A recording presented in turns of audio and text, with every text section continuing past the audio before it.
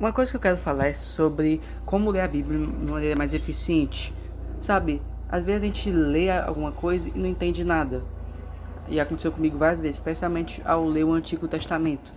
Uma das coisas que é muito importante antes de ler um capítulo na Bíblia, uma passagem, primeiramente, se for ler uma passagem, digamos, alguém te lê uma passagem, um versículo específico, nunca só foque no versículo isolado, mas sim olhe os versículos anteriores, depois os versículos depois à frente. Por quê?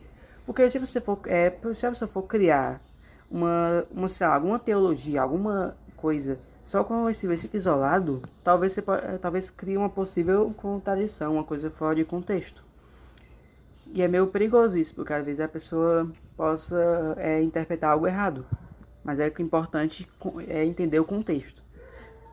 Ou digamos, melhor resumidamente, ler o capítulo todo, que você vai entendendo. Também não só o capítulo, mas também estudar qual é o contexto do livro também. Digamos, eu estou lendo aqui Números capítulo 18. Vamos procurar o contexto.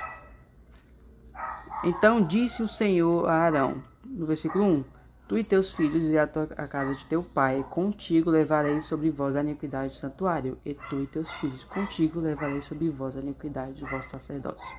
Então, primeira dica sobre procurar o contexto é se perguntar quem está falando aqui? Aqui está falando Deus. E está falando para quem? Deus está falando para Arão. E você também deve estar se perguntando o que está acontecendo. Você vai ver que, primeiramente, quando você vai lendo Números capítulo 18, você vai vendo que Deus está explicando a Arão os deveres dos sacerdotes e dos levitas. Porque lendo aqui, versículo 2: E também se fará chegar a ti contigo a teus irmãos, a tribo de Levi, a tribo de teu pai, para que ajuntem-te a ti e te sirvam. Mas tu e teus filhos contigo estareis perante a tenda do testemunho.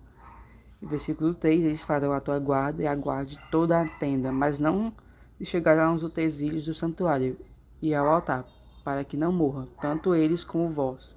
Versículo 4: Não mais se ajuntarão a ti e farão a guarda da tenda da congregação, e todo o ministério da tenda, e o estranho não se chegará a vós. Mas tem uns versículos que até resumem, tipo o versículo 5: Vós, pois, fareis a guarda do santuário e a guarda do altar, para que não haja outra vez furor sobre os filhos de Israel. Essa aqui vai ser a primeira parte sobre explicando como ler um pouquinho a Bíblia melhor. Eu quero também dizer outras coisas, só que como vai estar acabando já, então, tchau.